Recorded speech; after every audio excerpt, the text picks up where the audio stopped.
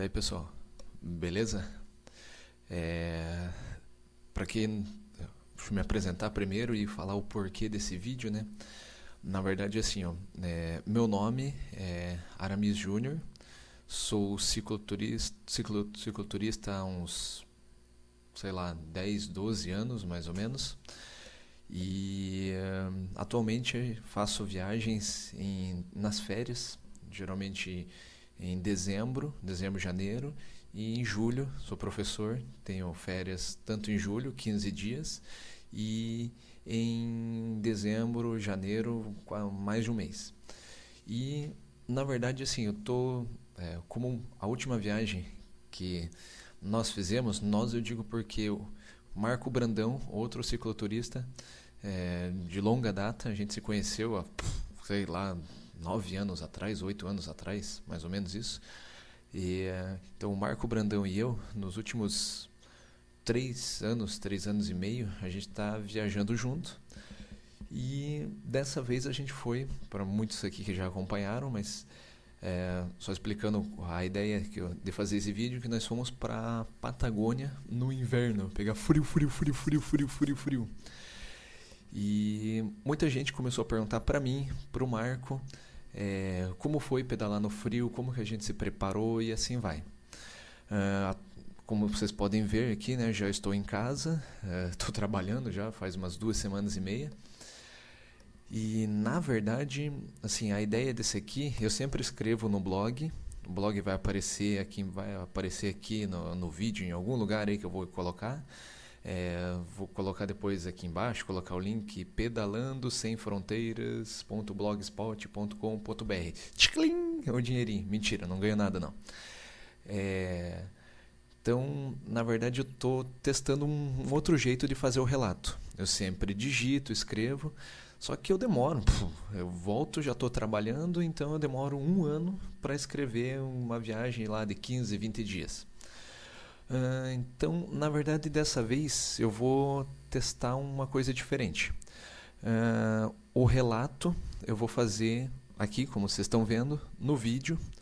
Então, vai ter o relato do vídeo, vou decidir depois, tudo vai depender do tempo, da preguiça e assim vai, porque é melhor pedalar do que escrever, né?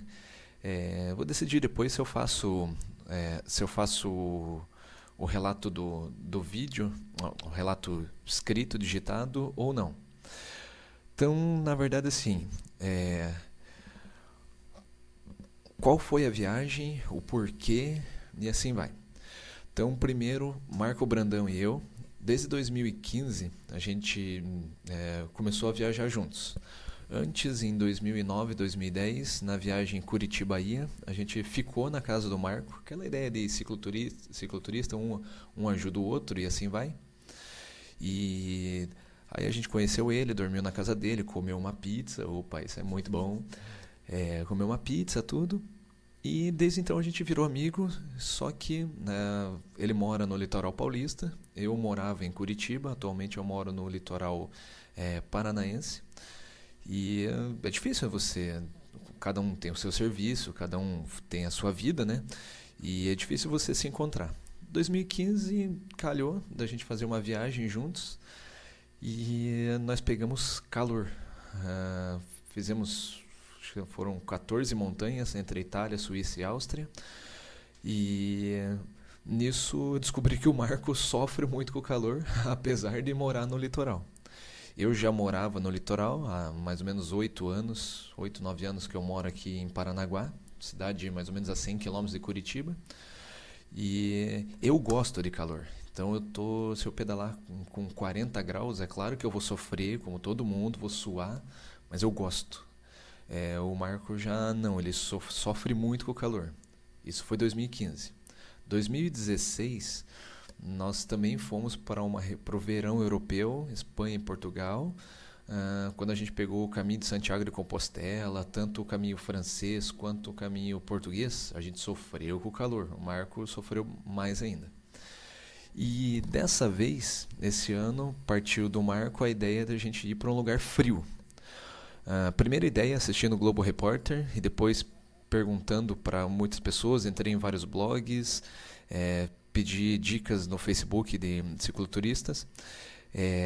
A ideia seria ir para a Noruega, pegar frio, conhecer os fiordes, conhecer um monte de coisa. Lá tem um roteiro todo pronto, então eram mais ou menos uns 1.200 quilômetros. Só que a gente começou a pesquisar os preços das passagens de avião e cara, esqueça, nesse ano para viajar para lá, esqueça. E aí a gente começou a pesquisar outros lugares e entre esses outros lugares surgiu novamente um lugar quente, já descartado pelo Marco, falou, não, agora é você que vai sofrer, ele brincou comigo assim, né? E aí surgiu a oportunidade, até porque a passagem, a gente conseguiu uma promoção, de ir para a Patagônia. Eu já conhecia a Patagônia entre 2009 e 2010, dezembro, ano novo e janeiro, junto com o Gustavo Remor e o Rômulo Secom. Nós saímos de Mendoza, na Argentina, e a ideia era ir até Ushuaia. O único que terminou a viagem foi o Gustavo. Nós pegamos muita chuva já na carretera austral, tudo, e naquela época a gente não estava preparado para chuva, vento, frio. Vento até estava psicologicamente preparado, mas chuva e frio, e não dava para tirar foto. Daí o Rômulo e hoje decidiu voltar. Era até uma viagem bem ousada, eram uns 4.000, 3.500 quilômetros em 40 dias numa estrada de terra, no Rípio da carretera austral. Os primeiros dias foram bem legais, na cordilheira, tudo. Depois, quando a gente entrou na Patagônia em si, antes de Bariloche já começou a chover. E aí começou aquela coisa, né? Quando não tá valendo a pena, a gente volta. O Gustavo foi o único que terminou. Até depois vou colocar o link aqui embaixo. Cadê o meu dedo aqui? O link aqui embaixo. Ou no vídeo, em algum lugar aí vai aparecer o link. Do vídeo que o Gustavo fez. Para mim, cara, foi o melhor vídeo de cicloturismo, porque ele manja todos os programas lá, usou um programa bem potente, tudo, o computador demorou para renderizar e ficou espetacular.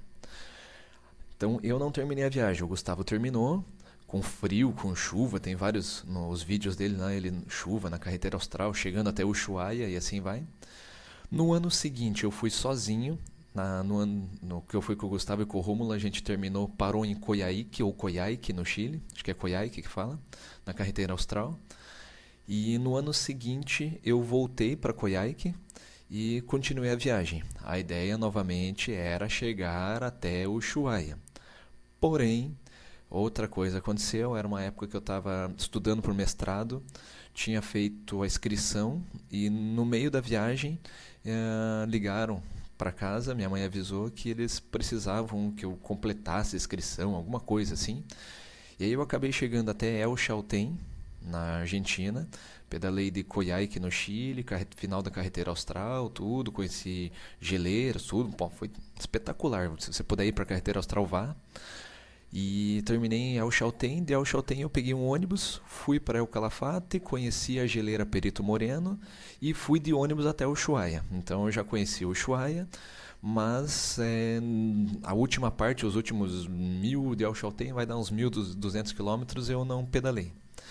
E acabou que eu não terminei a viagem e também não terminei o mestrado, ou seja, eu não fiz porcaria nenhuma. Mas tá, passou. E um dia eu fiquei com aquilo na cabeça, pô, eu quero terminar esse trajeto que falta, né, entre El Chaltén e Ushuaia.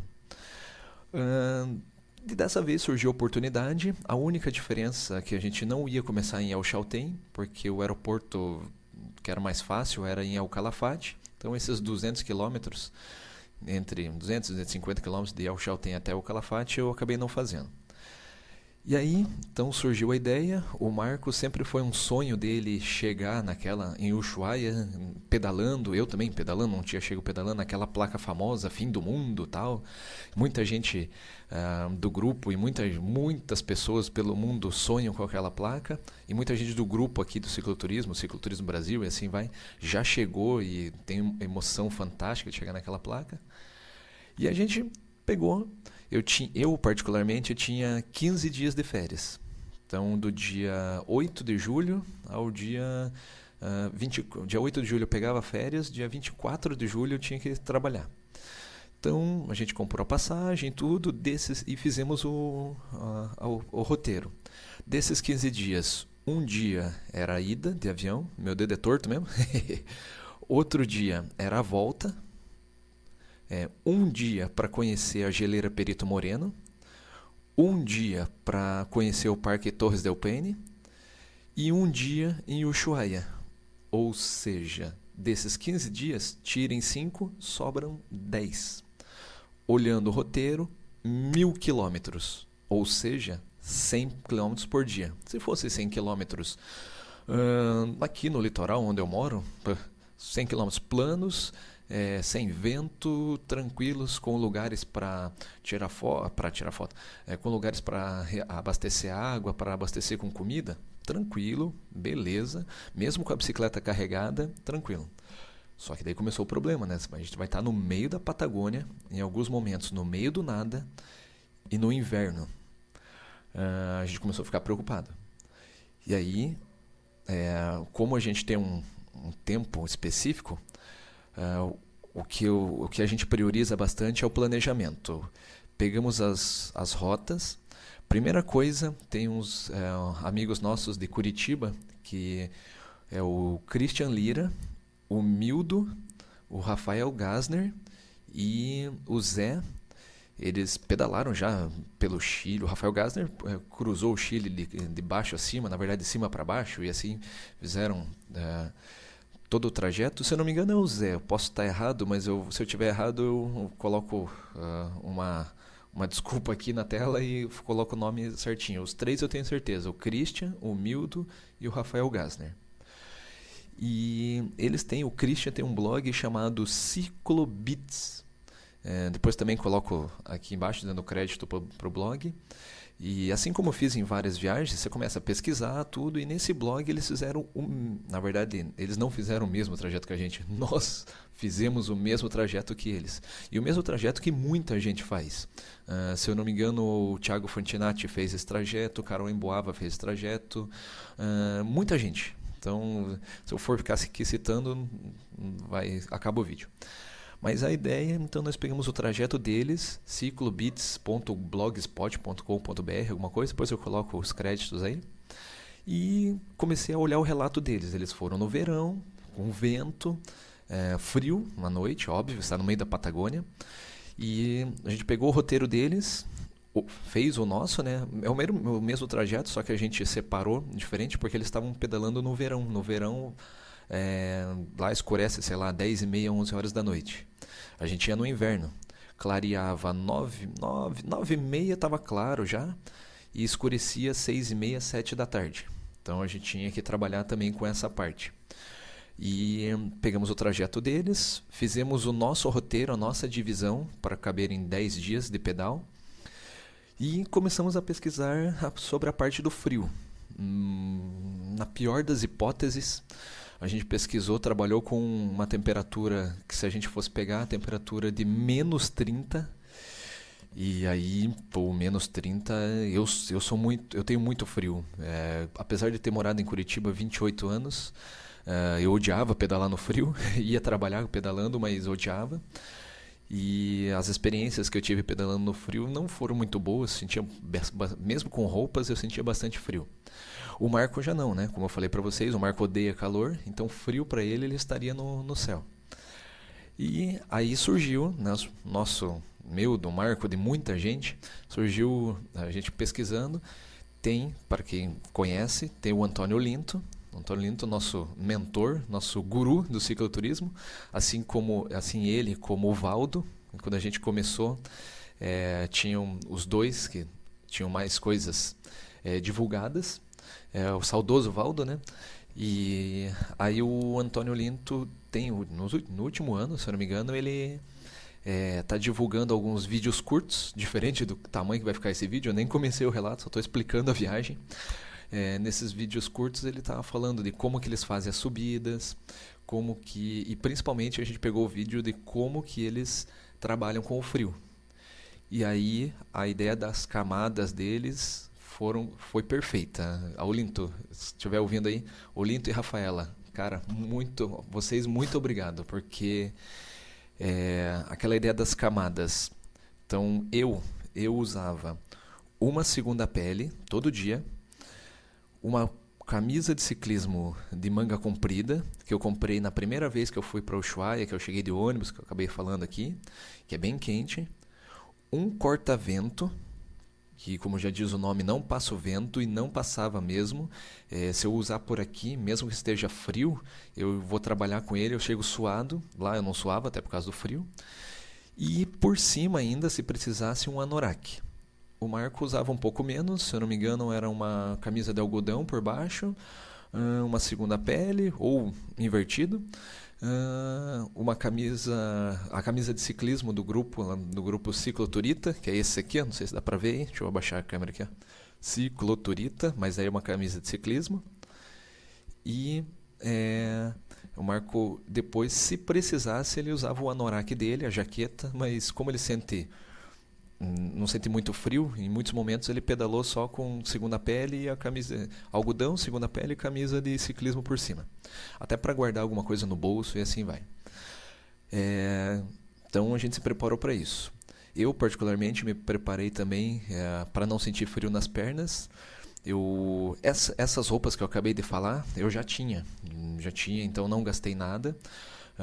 O anorak que eu comprei quando eu viajei com também cicloturista conhecido, o Fábio Strapasson, e o Sérgio Maier. Sérgio Maier, para quem não conhece,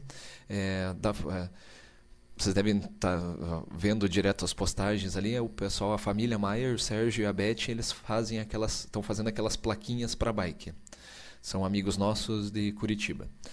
E quando a gente pedalou na Bolívia, eu tinha investido já num anorak bom, da marca Conquista.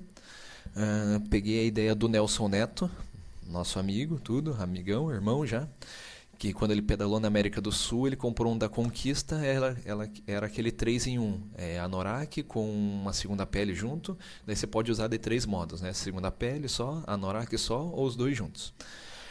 E como eu já tinha segunda pele, eu comprei só o anorak. Foi um investimento bom para a Bolívia, 5.000 metros de altitude, frio no verão, e dessa vez eu ia levar ele também. Eu acabei investindo mais numa calça, na verdade foi um bretelle, na verdade é uma calça com um suspensório. O suspensório no primeiro dia eu usei, mas depois tirei, vesti como calça mesmo. É uma calça, ela é própria para frio, então vende em Curitiba é uma cidade fria, e numa loja de ciclismo. E essa calça ela é específica para temperaturas abaixo de 10 graus. Como a gente ia pegar frio, um bom investimento. O custo-benefício valeu muito, não me arrependo. E então me preparei com isso. Nos pés, a gente investiu em meias de snowboard. E eu, como sinto muito frio, comprei uma botinha de neoprene. Caso a gente pegasse neve, caso molhasse a sapatilha, a gente pedala clipado e aí a sapatilha tem muitos buracos, caso molhasse a gente tinha, essa botinha não passava, são 2 milímetros de água porque não passa. Foi um bom investimento essa botinha. A única coisa que era assim, como suava o pé, deu um chulé do caramba, mas fazer o que, né? Mas suava o pé e ela não transpirava, diferente do anorak, né, que transpira. Então suava o pé ficava molhado, não tinha como transpirar, com o vento batendo, com o frio da Patagônia, esfriava o pé. Mas na verdade era só fazer um movimento de pedal ali que já melhorava. Eu sofri bastante nas mãos, então nas mãos eu estava usando uma luva de neoprene, também da mesma marca da botinha lá, comprei numa loja, essas lojas de equipamentos esportivos aí. E ela é boa, não passa água, tudo. O dia que a gente foi caminhar na neve, depois eu vou falar, meti a mão na neve, tudo não passa água, só que passa o vento. Então esfriava. E nos 2 dedos aqui, no indicador e no polegar, eu acabei cortando a luva, né? Porque a gente precisava da sensibilidade para tirar foto. Eu sou destro e a câmera digital ficava no bolso do anorak. Se eu tivesse com a luva aqui, por mais que ela fosse bem grudada ao corpo, eu perdia um pouco a sensibilidade, ele ficava ruim, a tendência é que a câmera caísse, tudo, e assim vai. Então eu cortei aqui e aqui, né? Na verdade a ideia foi do Marco, corta aqui. Só que independente de cortar ou não, aqui nos outros 3 dedos, a luva ficava aqui, só que quando pegava o vento, meu caramba. Então, qual foi a ideia?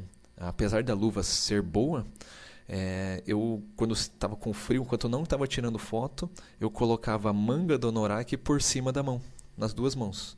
Tinha que parar muitas vezes a bicicleta porque estava ruim de colocar e se tivesse muito trânsito, né, você fica mexendo a bicicleta para cá, mexendo para lá. Mas perfeito, daí o pedal não atrapalhou na hora de ficar segurando o guidão e foi, né? Assim que a gente se preparou para o frio. Falando agora sobre a viagem, então vamos lá. Eu vou separar por dias aqui, a princípio no vídeo eu vou depois editando e separando. O primeiro dia, tal, tal, mostrando o trajeto. Então, chegamos no aeroporto, fomos de avião de Curitiba até El Calafate, na Patagônia Argentina já. Aí chegamos no aeroporto mais ou menos umas 9 da manhã, a minha bike ainda foi, eu mesmo fiz a revisão, acho que eu não apertei direito os cabos de marcha, e ao embalar a bike na caixa, a minha bike desregulou as marchas. Então a gente ficou montando, perdeu um tempão lá, começou a montar as bikes 9:30 da manhã, terminou, sei lá, 11 e pouco. E nisso já tava o sol, tudo. A gente imaginou, pô, vai estar calor, tá? Esse sol aí, não tá chovendo, beleza, né? Saímos do aeroporto, eu e o Marco com as roupas de frio aqui no peito, na parte de cima, na parte de baixo, nas pernas, a gente foi de bermuda. Ó. Ou seja, começou um vento, um vento, um vento. E do aeroporto de El Calafate até a cidade são mais ou menos uns 20 quilômetros até a gente andar até a cidade por ali, foram 24 quilômetros. Com um vento contra. À tarde o vento contra é maior.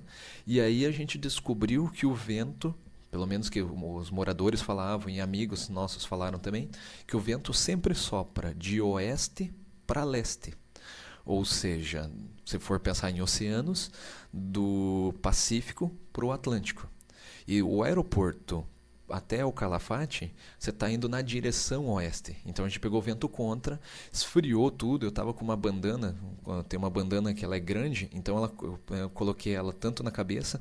Eu não estava assim, carequinha, eu deixei o cabelo grande, até por causa do frio, para sentir menos frio.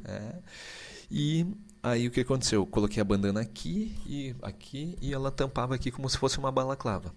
Mesmo assim o vento passava. E a gente chegou em El Calafate, 24 quilômetros, fizemos em, sei lá, 3 horas, 2 horas e pouco, bem devagar por causa do vento e tirando foto, né? Cicloturismo.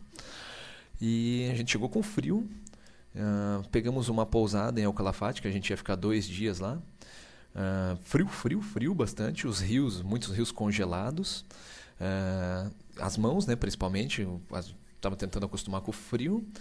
E em El Calafate a gente ficou nessa pousadinha com calefação, tudo, uma faixa de R$ 25 é um hostel, né, chamado Blá. A rua, cara, eu não lembro o nome da rua, mas tá, não tem, assim, é só procurar por Hostel Blá, encontra lá, pessoal bem gente boa. Tem café da manhã, tem tudo. E lá a gente fechou, já estava programado isso, a gente já foi, a gente tinha pouco tempo, então a gente ia visitar Perito Moreno não pedalando. Porque dá para ir pedalando 70 km, 70, 80, depois volta. Só que nisso já são 2 dias.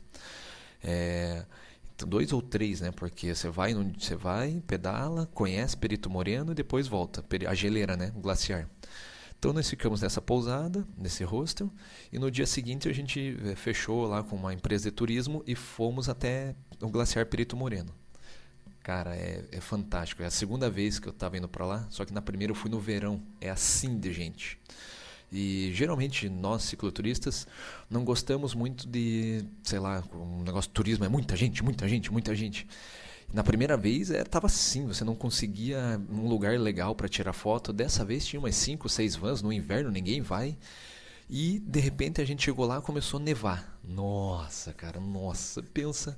E assim, a gente não estava pedalando, né? Tava a pé e começou a nevar. Nesse dia eu não me preparei muito com a botinha de neoprene, fui com tênis normal, tudo. E nesse dia eu senti muito frio, porque a gente não estava pedalando, você não estava fazendo o esforço. Então, foi frio, mas foi fantástico. Era a segunda vez que eu estava conhecendo o Perito Moreno. O Marco, a primeira vez.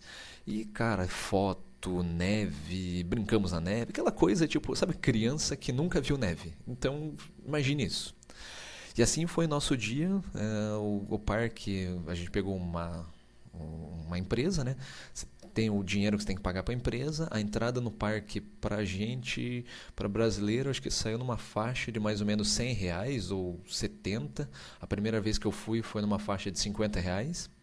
Nós descobrimos que na Argentina e depois no Chile também a gente descobriu que as coisas estão muito caras. Talvez na Argentina, não sei se é por causa da temporada, né, que era época de férias em julho. Eu sou professor, então só tenho férias em julho e dezembro, ou seja, me ferro também.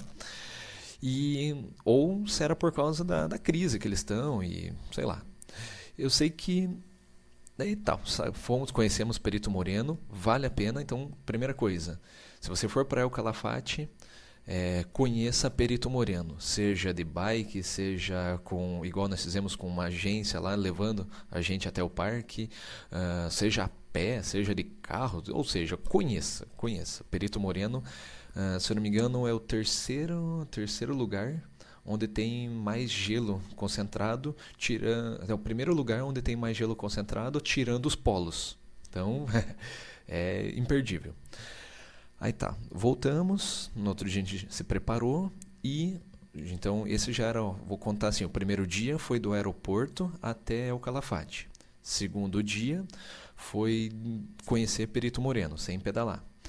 Terceiro dia foi o primeiro dia realmente de pedalada.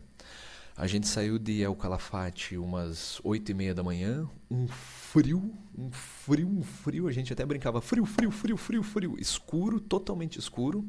Então se você for no inverno, leve luz potente, seja a luz traseira, né? Eu usava no capacete, e a luz dianteira. O trânsito na rua ali, era a Ruta 11, depois virou a Ruta 40,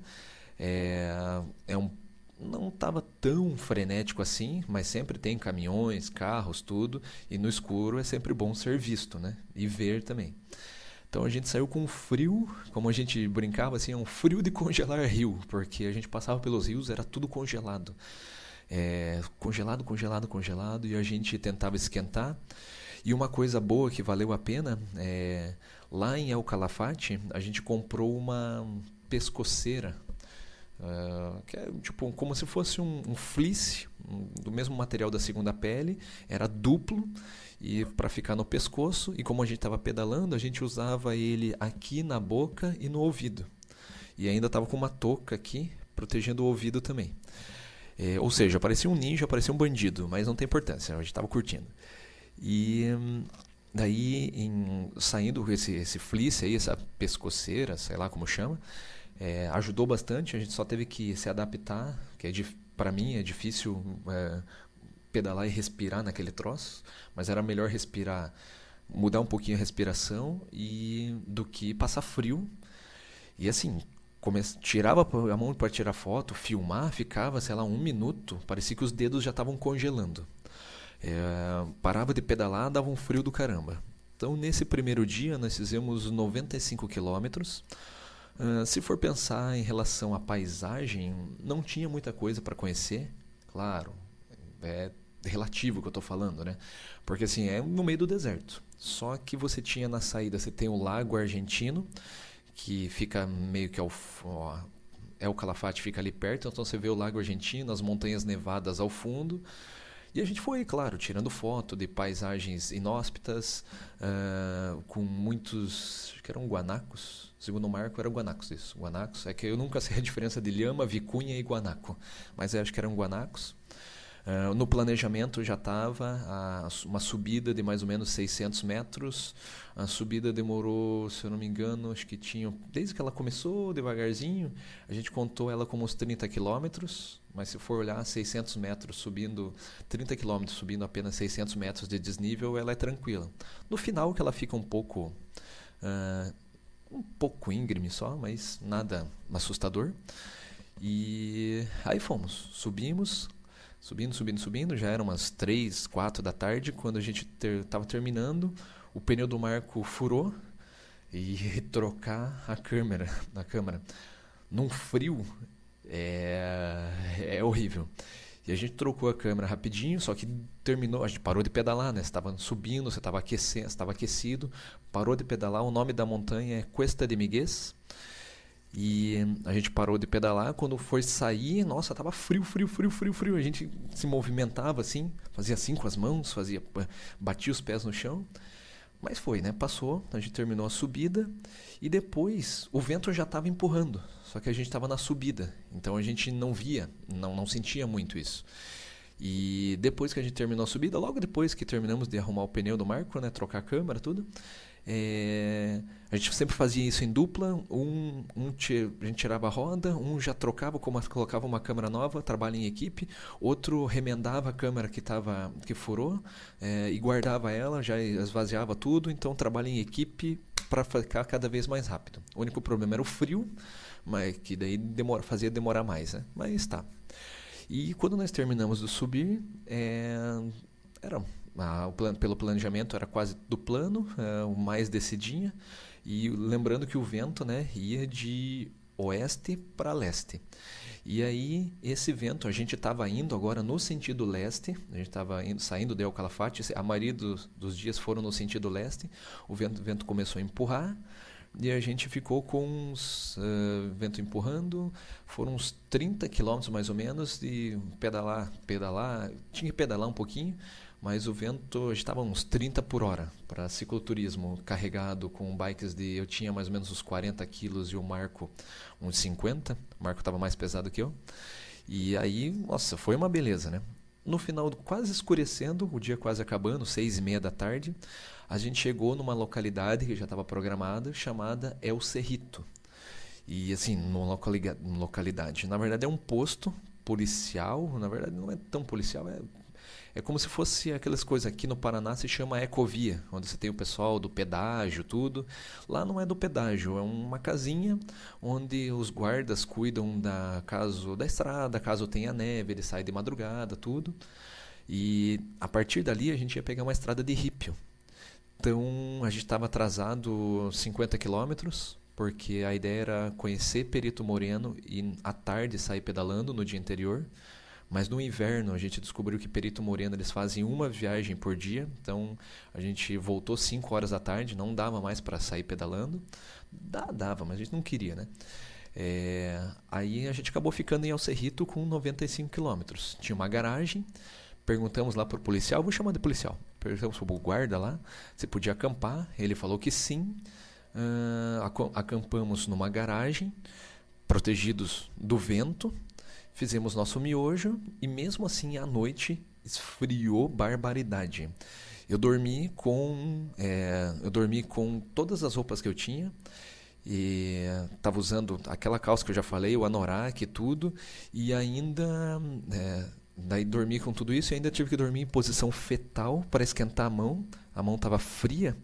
E aí, à medida que ela ia esquentando, ela ia formigando. Comecei a ficar preocupado um pouco, o Marco também, aconteceu a mesma coisa com ele. Mas depois a gente viu que não era nada, assim, trágico, né? Não ia acontecer nada, a gente não ia perder a mão.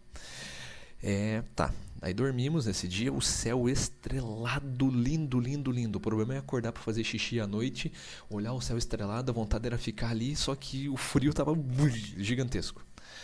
Tá. Terceiro dia foi isso, né? Então, de El Calafate até El Cerrito, tem um posto policial caso você precise. No quarto dia, lembrando que a gente não tinha visto neve ainda, a gente foi preparado, mas não tinha visto. Quarto dia, eu resolvi colocar, além do bretelle, da calça que eu falei, eu coloquei uma outra calça, aquelas calças quando as pessoas vão caminhar na montanha, ela tem um forro duplo, que eu comprei numa outra viagem que eu fiz, mas é o genérico do genérico do genérico, ou seja, Xing Ling, acho que o nome da marca da calça é Chunwang, alguma coisa assim.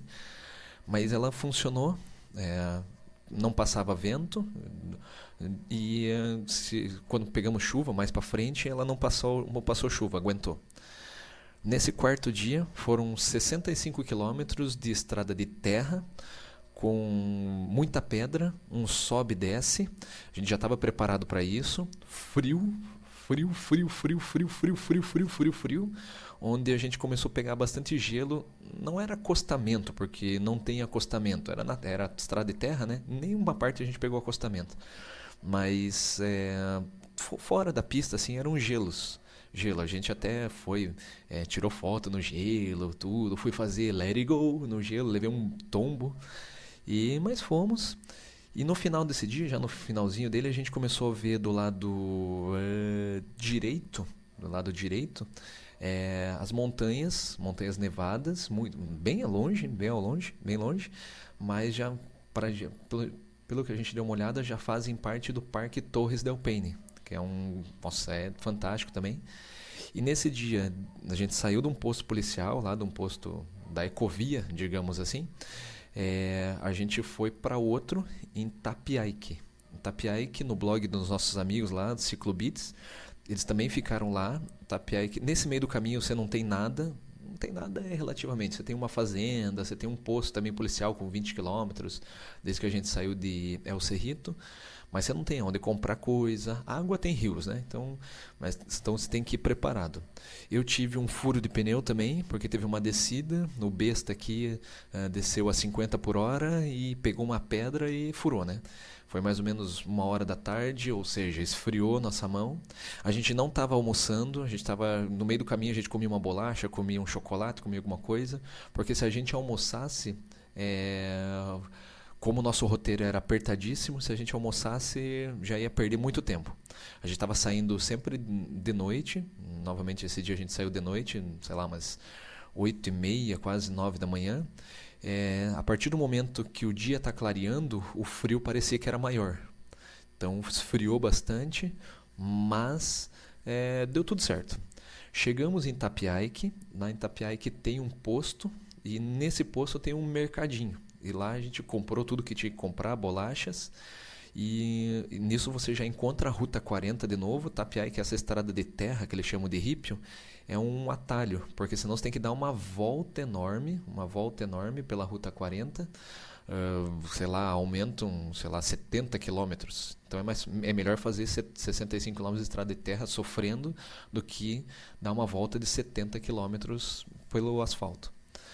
E ali a gente conseguiu também ficar num posto policial, do mesmo esquema do outro, só que a gente não precisou acampar. Nós fizemos cara de os policiais, e tipo gato de botas, e aí eles cederam pra gente. Eles têm uma espécie de trailers ou containers, alguma coisa assim, que os policiais, o pessoal que trabalha com a via lá, dorme.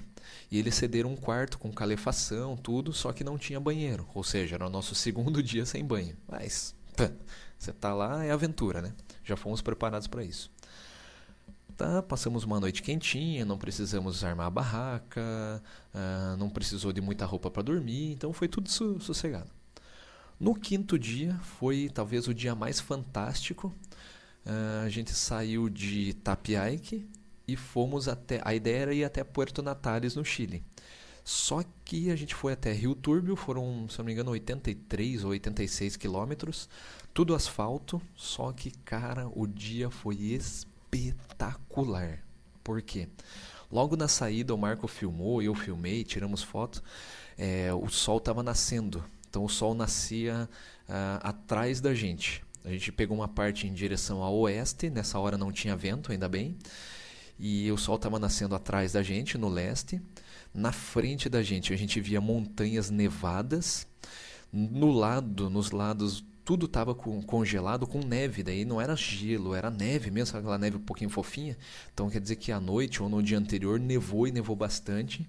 E a gente, tirou fotos nos primeiros, 15 quilômetros. A gente demorou 2 horas para fazer.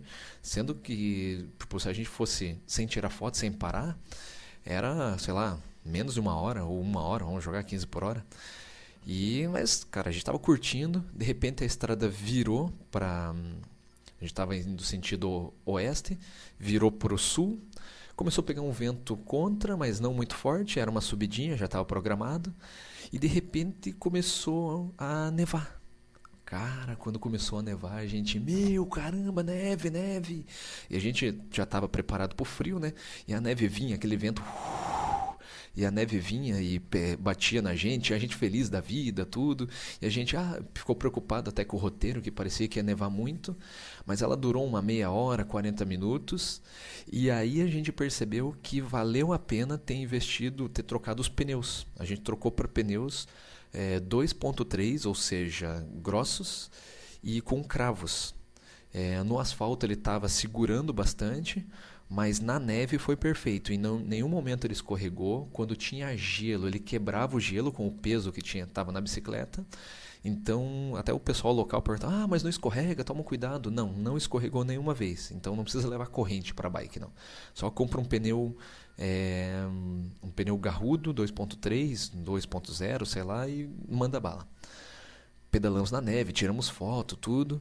E nesse dia e aí tinha uma cordilheira, a gente mudou o roteiro, a gente ia para Cerro Castilho, só que a gente já tinha mudado o roteiro antes, mas chegando na bifurcação para Cerro Castilho, a estrada era uma estrada de terra, estava coberta de neve. E aí é melhor nem ir, né? Então a gente continuou pelo asfalto, o asfalto branquinho. Começamos a subir, era um passo de cordilheira, não tenho o nome do passo, mas era uma subida. Subia. Foi uma subida light, digamos assim, mas depois começou a descer. Quando a gente estava no finalzinho, já não tinha mais neve, mas a estrada estava tudo branquinho. Pensa, você está naquela coisa dos Estados Unidos, você está na Europa, assim, que você vê nos filmes, é aquele troço branquinho, assim, branco para tudo quanto é lado. Aí a gente desceu essa cordilheira e virou novamente para oeste, para Rio Túrbio. Daí foram, sei lá, uns 8, 10 quilômetros de vento contra. Não estava caindo mais neve, mas o vento empurrava a neve do chão no nosso rosto. Paciência, demoramos, sei lá, para fazer 8 quilômetros, uma hora e pouco. Paciência, chegamos em Rio Túrbio. Rio Túrbio, a gente estava cansado, e fazia 2 dias que a gente não tomava banho, pegamos uma pousada. Isso foi o 5º dia, 83, 86 mais ou menos quilômetros. No 6º dia, a gente sabia que ia chegar em Puerto Natales. Como a gente não chegou no dia anterior, a gente atrasou o roteiro. Isso que deixava a gente preocupado, mas foram apenas 36 quilômetros. Só que 36 quilômetros, novamente, fantásticos. Por quê? Por causa da neve. A gente saiu com uma nevasca mais forte do que o dia anterior. E aí nevando e as bagagens todas, na mão, no braço, tudo, o anorak, tudo. As bicicletas, o freio, o câmbio, tudo com neve. E subimos, atravessamos o passo, que você vai para o Chile, entramos o passo, a Sierra Doroteia que eles chamam, e depois descemos. Só que na descida não estava mais nevando, a neve derrete. E aí quando derrete, vira água, lama, os carros passam com o pneu sujo, faz uma pasta, ou seja, suja tudo, a bicicleta fica uma nhaca. Eu estava sem paralama dianteiro por causa do pneu com cravos e lama na minha cara, lama em tudo. Chegamos em Puerto Natales, cidade onde a gente ia ficar por 2 dias para conhecer o Torres del Paine. Lá em Puerto Natales, lá você tem de tudo. Rio Túrbio já tinha, né? Em Puerto Natales a gente pedalou só 36 quilômetros. Já não tinha mais neve, ali já tinha descido tudo, já estava mais embaixo, no nível do mar, digamos assim. Tem até um lago, eu não vou lembrar o nome do lago. Mas chegando em Puerto Natales, a gente pegou uma pousadinha também e marcamos o passeio por Parque Torres del Paine. Ofereceram vários passeios pra gente, mas a gente já sabia, a gente queria o passeio que vai para a base das torres. Você paga um pouco mais caro e dá para ir para o parque pedalando, tá? A gente não tinha tempo, então fomos mesma coisa que fizemos em Perito Moreno. Já nos preparamos para isso desde a saída aqui no Brasil, já no planejamento. No parque, saímos cedinho e não foi pedalando, fomos de carro, né? Sei lá, uns 150, 200 quilômetros, você sai bem cedo, chega lá, era só o nosso grupo, umas, sei lá, 10, no máximo 15 pessoas, caminhando. No verão não tem neve, mas novamente falando, era o 3º dia que a gente estava pegando neve. Foram caminhando, foram 18 quilômetros, 9 para ir, 9 para voltar. Na ida uma subida, né? Porque você vai chegar no pé de uma montanha lá. no pé de uma rocha, das bases, e na volta uma descida. Mas a parte mais massa que era assim, caminhando no meio do parque, tinha um guia muito bem estruturado, sabia o que estava fazendo, falou sobre os pumas que vivem lá, falou sobre os uemus, que é tipo um viadinho nosso aqui, então igual um cervo, né? E a gente foi subindo e caminhando na neve, gelo para tudo quanto é lado. É como se fosse uma trilha que você faz aqui no Brasil, no meio da Serra do Mar, no meio da, sei lá, Chapada Diamantina, em qualquer lugar. Só que aquele lugar completo de neve. E aí a gente, nossa, suou. Eu fui até com mais uma segunda pele, só que ó, como eu estava caminhando, eu acabei suando. O Marco teve uma hora que ele caminhou de camiseta. Você chega no final lá, depois de, sei lá, no começo, na ida foram 6 horas caminhando. Chega no final, você tem uma. A gente pedalava. A gente caminhava na neve, se errasse o caminho, você ficava com neve até a cintura. Então, pra gente que é bicho grilo aqui do Brasil, que nunca viu neve, a gente se divertia, né? E o meu tênis era um tênis de corrida, né? E ele escorregava na neve e a gente se divertia, tudo. E chega no final, você tem uma laguna e com as bases assim, até se vocês forem olhar as fotos, acho que eu vou colocar uma foto aqui no vídeo para exemplificar. É simplesmente, cara, fantástico. Se você for de bike, é a mesma coisa que eu falei para Perito Moreno. Se você for de bike, for de carro, for de van, não deixe de conhecer as bases do Torres del Paine. A gente levou sorte porque parece que o tempo lá é sempre nublado. A gente pegou um dia ensolarado, o céu azulzinho, mesmo com o sol, né? Mesmo com neve lá, era frio tudo, mas valeu a pena. Na volta, voltamos de van, descansando, tudo, papapá, papapá. Fizemos muitos amigos nessa coisa, nessa caminhada aí. Foram 10 amigos, um amigo, o Camilo, se eu não me engano, ele é peruano, colombiano? Acho que é colombiano. É, colombiano. A gente começou a falar até do Nairo Quintana, dos ciclistas profissionais. E ele falou que vai fazer uma viagem de bicicleta até virar pra cá. E tá, terminamos aí. O ápice da viagem acho que foi aí. Depois, nós voltamos para Porto Natales, lá na pousadinha da Dona Teresa, uma senhora bem gente boa, ela tem até um certo problema na perna, tudo. Conversou muito com a gente, assim, sabe? A parte humana da viagem, né? Eu brinco muito que a gente viaja para conhecer lugares, diferente de muitos cicloturistas que viajam para conhecer as pessoas. Eu não sei se estou certo, se estou errado, sei lá, ou é o meu pensamento só. Eu e o Marco também, a gente viaja para conhecer lugares. Só que muitas vezes as pessoas fazem os lugares serem melhores ainda. E assim aconteceu em Porto Natales. Essa senhora nos atendeu muito bem. E de Porto Natales a gente programou, porque daí a gente estava atrasado quase 2 dias, 1 dia e meio no nosso roteiro. E aí nós tínhamos 700 quilômetros, 700, cadê as mãos aqui? Não aparece, é ruim o vídeo. 700 quilômetros, eram 5 aqui, tá? Cadê? 700 quilômetros, aí, foi. 700 quilômetros para pedalar em 6 dias. A gente tinha que chegar em Ushuaia dia 21.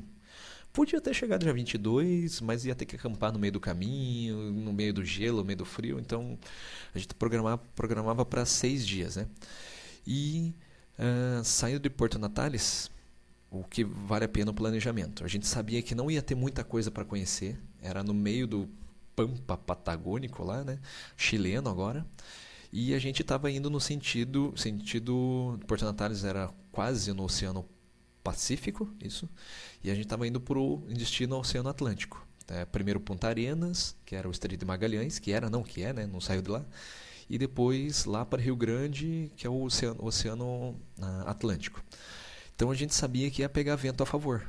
Saindo de Porto Natales, a gente saiu assim, vamos ter que fazer muitos quilômetros e pau na máquina. A gente saiu tarde até, saiu umas 10 horas, a gente se enrolou, meu pneu amanheceu furado, tudo, mas deu certo, porque saindo de Porto Natales a gente pegou o vento um pouco lateral, que jogava a gente para a pista, tinha que tomar muito cuidado, e depois a gente começou a pegar esse vento a favor. E esse vento a favor, em muitos momentos, ele empurrava a gente sem pedalar a 40 km por hora. 40 km por hora. Ainda bem que a gente fez esse trajeto indo de oeste para leste. Então, quem vai fazer esse trajeto, o melhor possível é fazer o mesmo trajeto que nós fizemos, descendo para chegar em Ushuaia, porque senão você pega o vento contra e aí no verão, principalmente, a tendência é que não dê nem para pedalar. Então, 40 km por hora sem pedalar, a gente fez 50 km nisso. Uma hora pegou de novo, né? A estrada vira um pouquinho, depois vira para cá. Quando virou, a gente pegou esse vento lateral. Aí, como diz o Nelson Neto, nosso amigo, o que você tem que fazer? Tomar cuidado, ir devagarzinho, atenção redobrada por causa dos carros, mas pau na máquina e foi. Pegamos de noite. Nesse dia foi o primeiro dia que nós pedalamos à noite. E luz, imprescindível, luz potente, luz para que os carros enxerguem você, e tanto a luz dianteira quanto a luz traseira. E nesse dia a gente chegou em Vila Teueuches. É uma vilazinha pequenininha. Antes tem Morro Chico. Morro Chico é um lugar que dá para ficar, tá uns 100 quilômetros mais ou menos de Puerto Natales. A gente adiantou, fez 147 quilômetros. Em Vila Teueuches já era de tarde, de noite, umas 8 e pouco da noite. A gente foi procurar lugar para ficar. A única pousada do lugar estava fechada, porque não era a época. Tem um lugar que eles deixam a gente acampar, qualquer cicloturista aí, na estrebaria, mas a gente estava muito frio, a gente não estava querendo acampar ali, o fedor estava bem ruim, e a gente, sei lá, talvez nesse dia a gente estava cansado, não sei o que aconteceu, a gente não tinha lugar para ficar, a gente foi numa lanchonete, começou a comer, e daí nós vimos que nessa lanchonete a gente estava comendo num lugar que era parte do restaurante.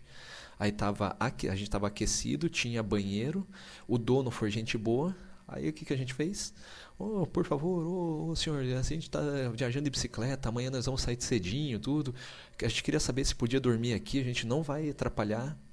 Conseguimos um lugar para ficar, nem armamos a barraca, nem coloquei o colchão, o isolante, só o saco de dormir, dormimos do lado da bicicleta, a comida a gente já tinha comprado na lanchonete, e no outro dia de manhã compramos mais coisas ali, e o Sr. Hector deu um café, um chocolate quente pra gente. Então, no outro dia, já me perdi nos dias, acho que, deixa eu ver, quinto, sei lá, que dia foi. Então, fizemos, deixa eu ver aqui, primeiro, segundo, terceiro é o Cerrito, quarto Tapiaique, que eu falei, quinto foi o dia da neve, sexto foi até Porto Natales, sétimo dia foi Torres del Paine, oitavo dia foi esse dia que nós chegamos em Vila Teueuches, 147 de Porto Natales. O nono dia a gente chegou em Punta Arenas. Não teve muita coisa para conhecer, o vento empurrando, não tão forte quanto no dia anterior. A parte mais legal foi que a gente começou a ver o Estreito de Magalhães, igual a gente sempre estuda quando em geografia, tudo, você vê o Estreito de Magalhães, Fernão de Magalhães, que descobriu, papapá, Charles Darwin estava junto, papapá. E o Estreito de Magalhães a gente ficou pedalando com ele do lado esquerdo por 40, quase 50 quilômetros. Em Punta Arenas, a gente nem ia ficar na cidade grande para chegar, um trânsito enorme, muito caminhão, a gente já não gosta disso. A gente queria pegar uma balsa, a balsa que vai para Porvenir. Só que essa balsa só sai às 9 da manhã. E aí nosso planejamento já era de novo. A gente tinha conseguido recuperar um pouco nos últimos 2 dias. A gente fez 112 quilômetros até Punta Arenas. Aí compramos a passagem da balsa para o dia seguinte, né? Ainda bem que tinha todo dia. Pegamos uma pousada em Punta Arenas, cidade grande, até para conseguir um lugar para acampar ia ser ruim ou chato, a gente não gosta de cidade grande. E no outro dia a gente tinha que sair bem alimentado para pegar a balsa para depois pedalar. Daí tal, Punta Arenas foi. Da balsa, a gente viu o roteiro de novo, tinham 200 quilômetros até Rio Grande e depois mais 200 mais ou menos até Ushuaia. A gente tinha que fazer isso em 4 dias, então 400 quilômetros em 4 dias. Só que o problema é que a balsa saía às 9, e isso já era o 10º dia, né? Saía às 9 e até chegar em Porvenir era 11 da manhã. Até a gente sair pedalando para fazer 100 e poucos quilômetros, já era meio-dia. Então, aí começou a complicar, mas a gente falou assim, viemos aqui para chegar. Tem a parte legal da viagem, tem a parte que a gente vai pedalando, tudo, conhecendo, curtindo. Como não tinha muita coisa para conhecer, é só cabota. E aí vem aquela coisa, né? Se você puder viajar com mais tempo, viaje. Com menos, a gente estava com menos tempo, tinha que sofrer as consequências.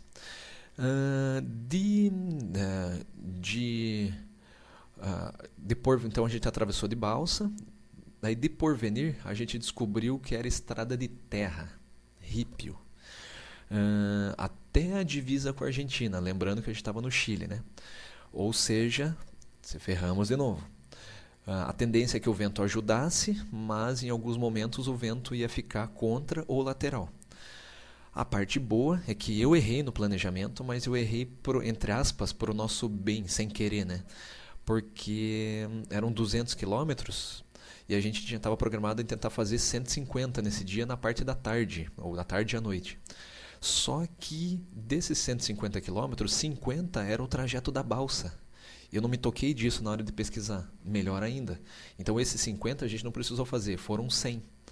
Aí desses 100 quilômetros, sobe, desce estrada de terra. Pela primeira vez na viagem a gente usou a coroa mais leve, a que a gente chama de vovozinha, os caras da ESPN também chamam lá. Aí pela primeira vez, furou o pneu do Marco. A gente demorou um pouquinho por causa o vento estava ajudando, mas aí quando a gente parou, ele dá frio, né? Demorou uns 40 minutos, um tempo alto para a gente trocar a câmera, ajeitar a roda, tudo. E toca o barco. A gente passa, você vai beirando ainda, acredito eu que faça parte do Estreito de Magalhães, mas é chamado de Baía Inútil. E pedalamos uns 60 quilômetros, isso já era 7 da noite. No meio do caminho tem algumas estâncias, que são algumas fazendas, não sei se chega a ser fazenda, mas algumas chácaras, que caso precise dá para pedir ajuda. Mas como a gente tinha 60 quilômetros, a gente parou numa bifurcação na estrada, parou numa casinha, que na verdade é uma parada de ônibus, que lá as paradas de ônibus são casinhas, por causa do vento, para as pessoas que esperam o ônibus. E a gente não viu nenhum ônibus passando, então se a pessoa ficar esperando vai ficar muito tempo, né? Nessa casinha a gente se alimentou, e o interessante é que daí a gente começou a ver os lugares por onde muitas pessoas aqui do grupo de cicloturismo passaram. A gente viu lá escrito do Gira América, da Carol Emboava. Cara, muito massa passar por lugares. E assim, não eram hostels, não eram nada. Eram lugares no meio do nada. Uma casinha ali, uma parada de ônibus, onde a Carol tinha escrito. Ela passou junto com uma menina, que eu não vou lembrar o nome. Tinha dos Pedarilhos também. Tinha um cicloturista brasileiro do Nordeste, eu não vou lembrar, me desculpe, tem foto ali, depois até acho que coloco a foto. E um francês que escreveu que 40 quilômetros depois ia ter uma casa, não sei se a gente estava morrendo de vontade de tomar um banho, comer, tudo. A gente leu, o francês escreveu em inglês, e a gente entendeu que ia ter uma casinha com água quente e com comida. Partiu pedalar mais 40 quilômetros, né? E tinha que pedalar, tinha que completar os 100, né? Lembrando que 50 foram da balsa. Só que nessa parte, o que aconteceu? Começou chuva. A gente estava já, acho que, acostumado com o frio, ou nesses últimos dias o frio não foi tão intenso, nem pegou neve, a gente não pegou neve. Mas chuva, de noite, no meio do breu, assim, ainda bem que não furou o pneu, não aconteceu nada com as bikes. A única coisa é que só os raios da minha bicicleta, do pneu traseiro, começaram a afrouxar. Mas deu para ir pedalando.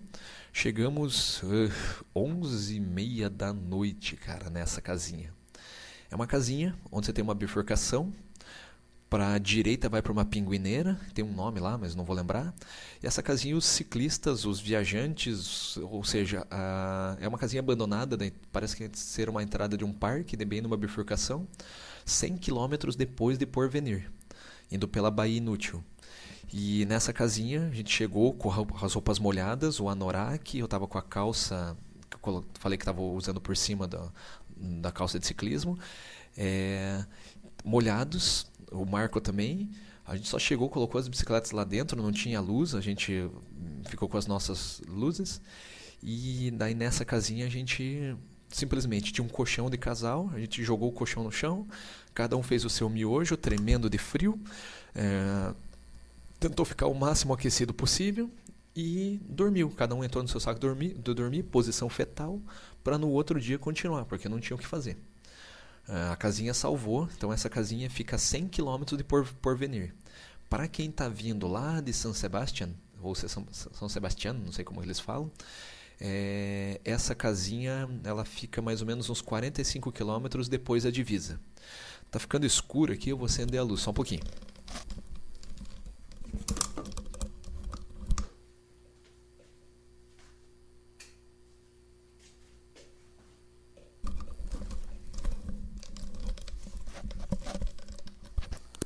Aí. Então, na verdade, assim, dessa casinha, então vale a pena, é um lugar onde você pode se abrigar. Novamente falando, a gente não tinha tempo, então nós tivemos que fazer esses 100 quilômetros. Para quem tem tempo, você pode fazer, sei lá, 60, só que daí você não, ou faz 50, 40, e o trajeto é bem complicado. A gente pegou chuva, né, então ficou com lama, tudo, mas daí dá para pedir abrigo nas estâncias e assim vai. No outro dia, esse foi o nono, já perdi as contas de novo, não vou fazer de novo. No outro dia a gente saiu dessa casinha e o objetivo era chegar em Rio Grande. Chegando em Rio Grande a gente colocava o roteiro em dia, que daí faltavam só 210 quilômetros até Ushuaia. Só que ia ser complicado. Então nós saímos dessa casinha, estrada de terra, como choveu na noite anterior, a gente pegou essa chuva, estava com muita lama, a lama entrava na bicicleta, sujava câmbio, sujava tudo, ou seja, virou uma nhaca. E nessa lama começou a grudar na bicicleta, tudo. Eu vi que minha bicicleta estava assim. A bike do Marco estava fazendo um barulho.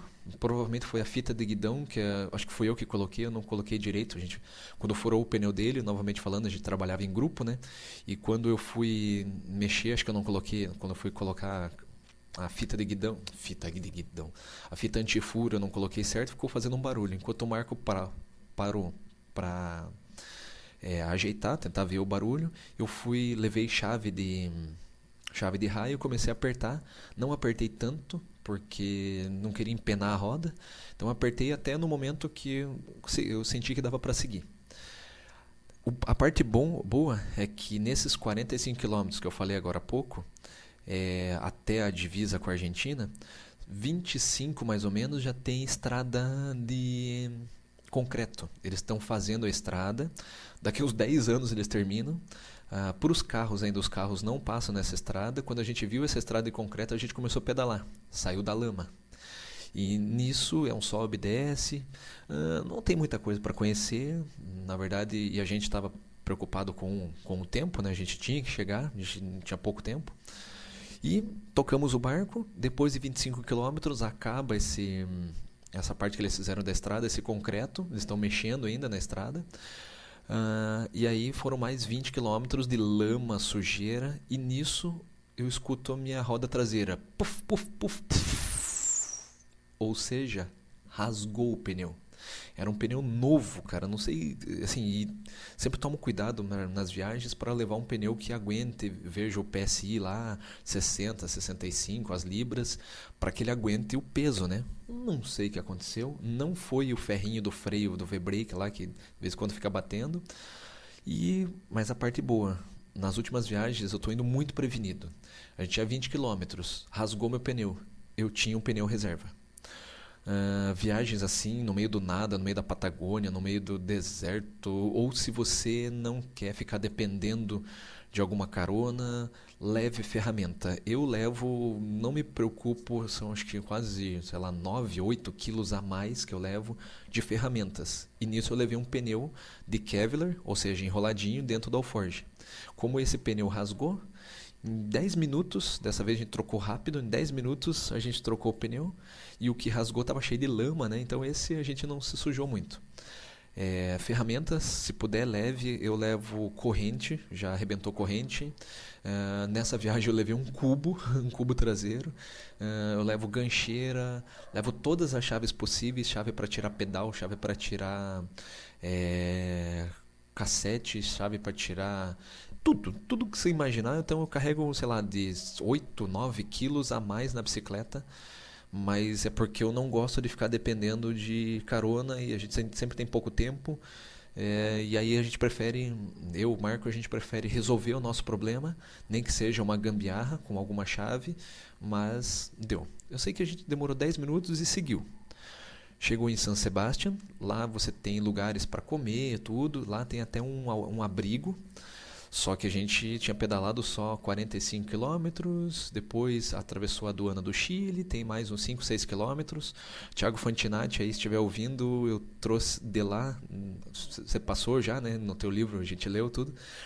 Você passou lá em Bem-vindo à Terra do Fogo, na Argentina, lá que eu trouxe, de lá eu trouxe a tua pedra. E na aduana argentina, a gente comeu alguma coisa.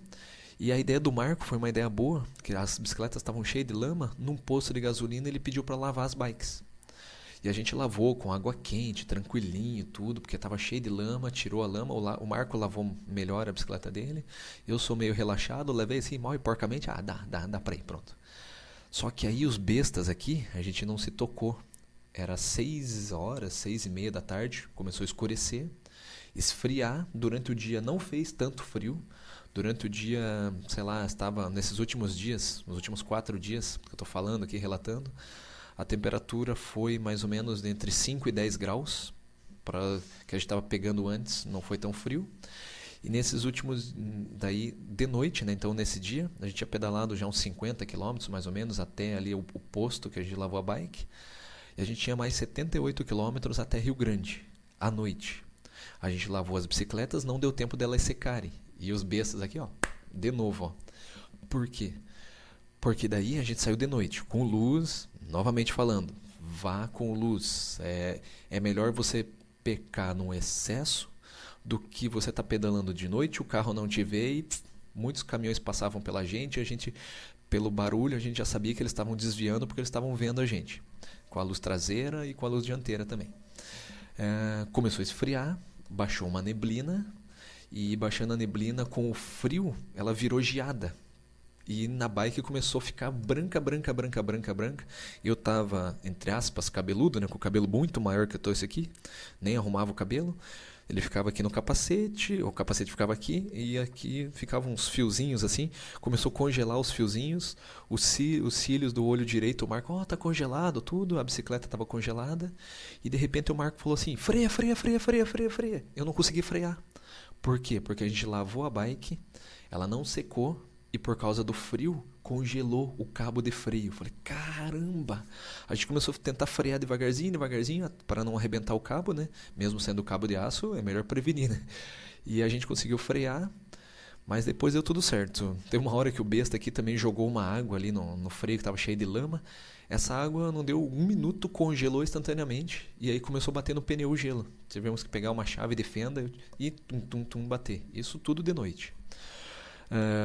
A parte boa, que é a parte psicológica, a gente, como já está viajando, está calejado de viajar, e a gente foi preparado para isso. Pedalar de noite com frio e o psicológico, fomos até meia-noite e meia. De noite o ritmo diminui mais, né? A gente estava preparado para esse frio, e como estava pedalando, parava, saía fumaça do corpo. Com gelo aqui no capacete, gelo na roupa, a bicicleta do Marco, a minha bicicleta, tudo. Ofereceram até carona pra gente lá no tipo Marcovia de novo. A gente falou assim, aqui, ó. Não, mentira, a gente não falou isso, só falou não necessita. E chegamos em Rio Grande. Chegamos 1h da manhã, meia-noite e meia. Ou seja, esqueça procurar lugar para acampar. Nesse dia a gente teve que gastar um pouquinho, tomamos um banho quente. E nesse dia a gente sabia, cara, completamos a viagem. Por quê? Porque nesse dia a gente conseguiu deixar o roteiro do jeito que tinha que ficar. A gente não estava mais atrasado. Tinham 2 dias para fazer numa faixa de 100, no máximo 110 quilômetros. No dia seguinte, a gente saiu era, se não me engano, o 12º dia, eu acho. Nós saímos de Rio Grande até Tolhuin. A paisagem é do caramba, só porque muitas pessoas falaram, só que a gente pegou neblina o dia inteiro. Então não dava para ver, a gente via, sei lá, 500 metros na frente. Então o jeito foi pedalar, tirar algumas fotos e chegar em Tolhuin.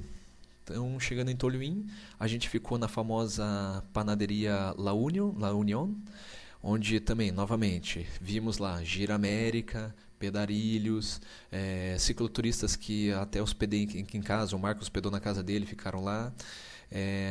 Cara, não vou lembrar o nome do dono, mas depois eu coloco aqui no vídeo o nome do dono. Tem uma padaria bem famosa lá, e esse dono ele viaja o mundo inteiro. Ele nem estava lá, ele estava viajando a Argentina inteira. Lembrando que a gente já tinha entrado na Argentina, Terra do Fogo. Desde que a gente atravessou o Estreito de Magalhães, lá em Porvenir já era Terra do Fogo. Mas na Argentina você vê mais placas. E lá você tem tipo uma casa de ciclista, mas não é só de ciclista, é de qualquer viajante, mochileiro, motociclista, ciclistas e assim vai. Então você tem para ficar, tem um beliche e uma cama com paredes assim, cara, as paredes escritas assim de todo mundo que, eu tô olhando para minha parede aqui, tá, não tô louco, assim, escrito assim, de todo mundo que foi. Nós também deixamos a nossa marca, deixei até uma bandeirinha do Brasil lá, o Marco deixou os adesivos e a gente dormiu nesse quartinho. Agradecemos muito, não vou lembrar o nome dele. Comemos lá, compramos empanadas lá, tranquilo. E aí o último dia foi pedalar de Tolhuin até Ushuaia, 105 quilômetros até a chegada da cidade. A gente sabia que ia pegar neve, não caindo, mas sabia que a neve ia voltar porque era um passo, então você tem uma subida e certeza que tinha neve. Perto de Tolhuin ele já estava cheio de neve de novo. Lembrando, né, novamente, as bikes não escorregaram na neve, pneu com cravos, 2.3, tranquilo. O que escorregava era a hora que você tirava o pé do pedal, colocava a sapatilha no chão, tinha que tomar cuidado. De Tolhuin até Ushuaia, a paisagem é do caramba. Seja no inverno, seja no verão, você sai já com o Lago Fagnano, e aí você vai 40 quilômetros, pega uma subida ou outra. Depois você pega o Lago Escondido, que não estava escondido, que piada besta, né?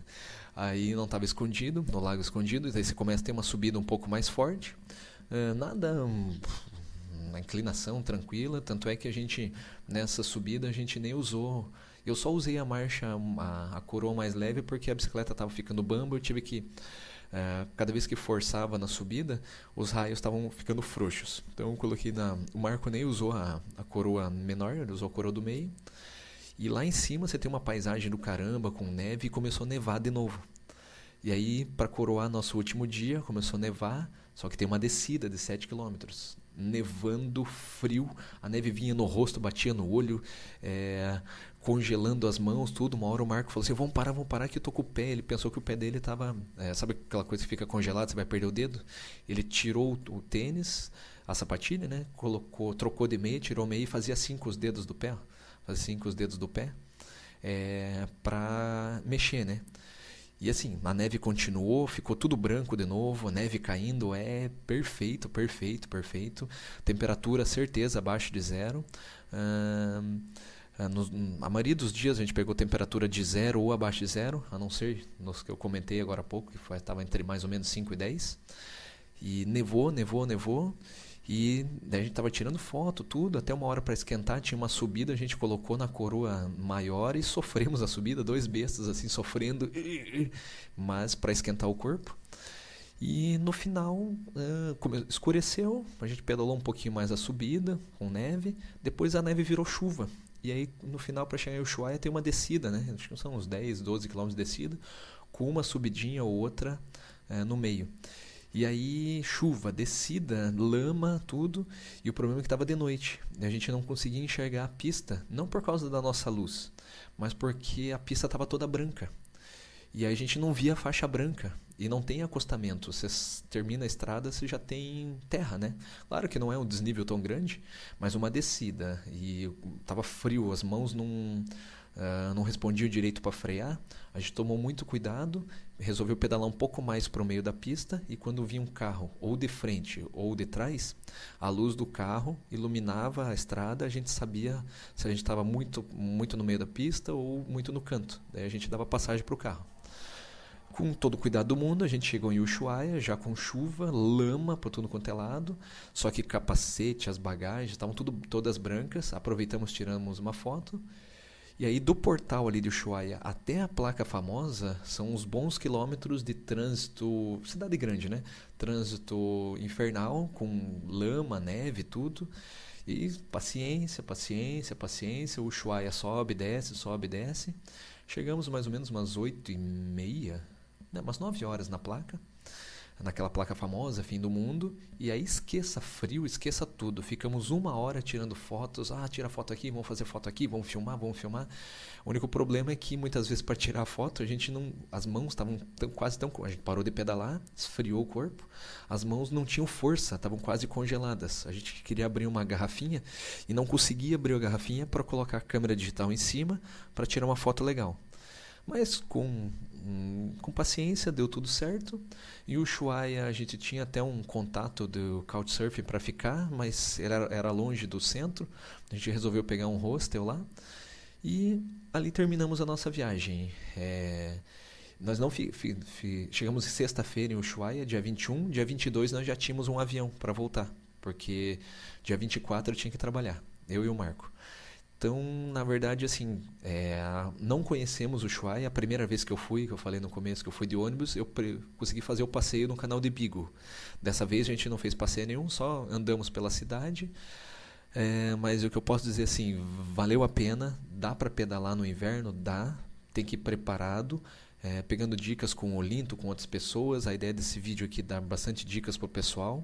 Pneu garrudo, não precisa de corrente, se prepare psicologicamente, levem peças de reposição. Se possível, saiba até uma parte a mecânica básica da bike. E é isso. Muitas pessoas tinham perguntado como era, né? Pedalar na neve, com frio, como que a gente se preparou. E acho que falei até demais, 1h16 já.